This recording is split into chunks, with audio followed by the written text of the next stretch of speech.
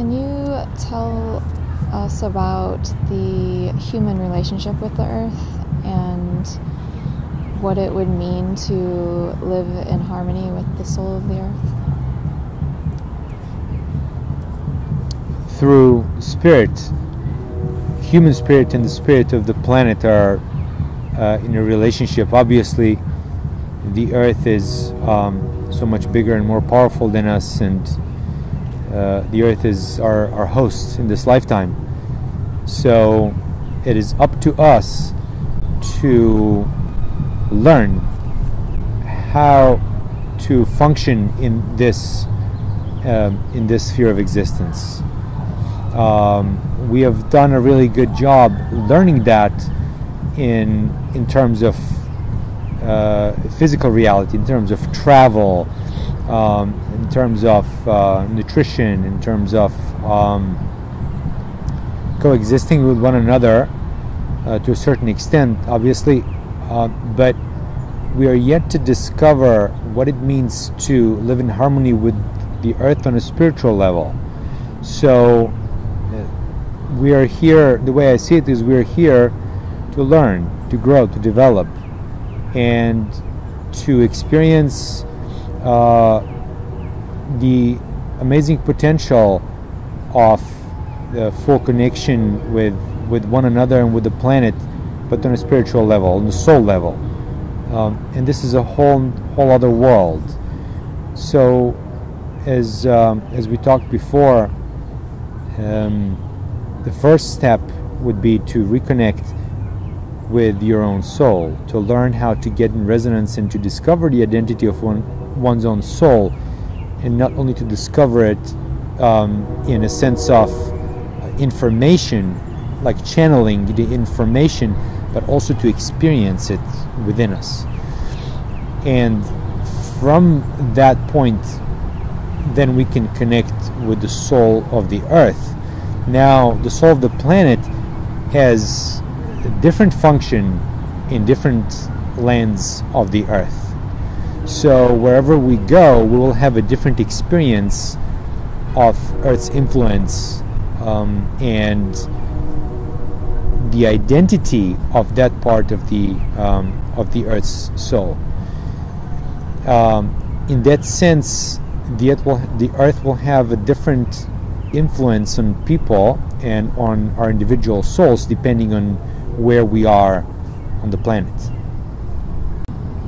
So when we're working to deepen our relationship with the earth, or to start our relationship with the earth, I think the most important aspects again are integrity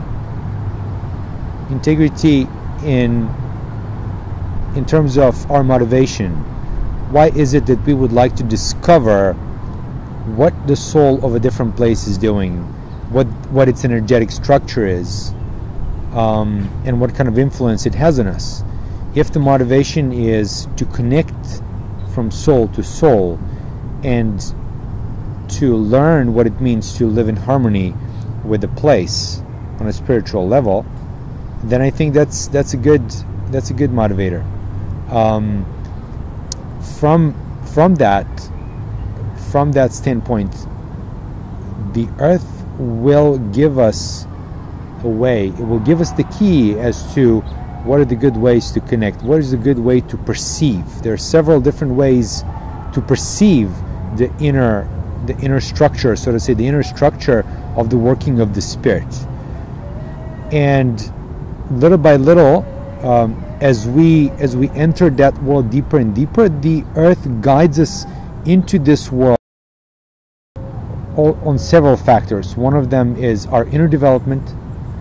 One of them is obviously the function of that given place, and sometimes the place will mirror back to us our own essence. So through communication with the land, we can access, we're accessing deeper into our own identity. To live in harmony with the soul of the earth means to be able to access one's own soul first, and to get into into resonance, to be able to live from the soul, and to get to know the life of the living earth. If we knew that a living being of this place here was doing a particular thing, we, knowing that, would not go against that.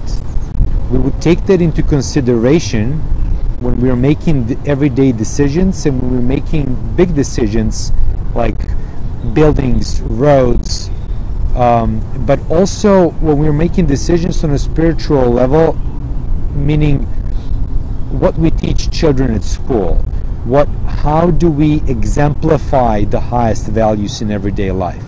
This is what affects the soul of the land the most. So if we are able to live with compassion, with courage, with love, with freedom and truth, this is what the land really absorbs. If we live with aggression, and if we live with hatred, then this is what the land absorbs. And as the land absorbs that, this is what the land starts giving back to us. So this is the first step.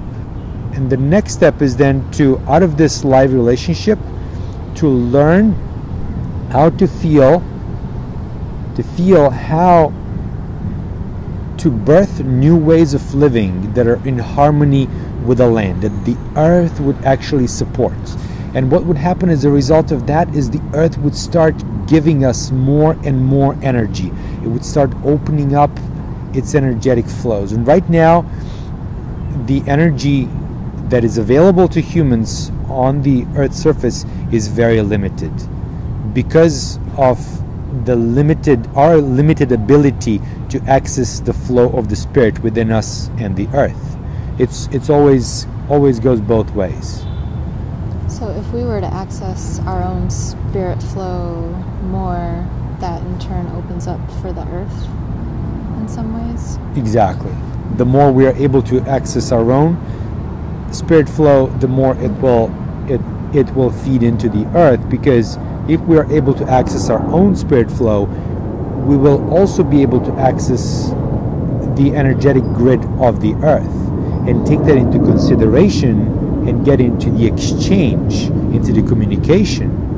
And that will give life, more life to the soul of different places and allow them to participate in our lives.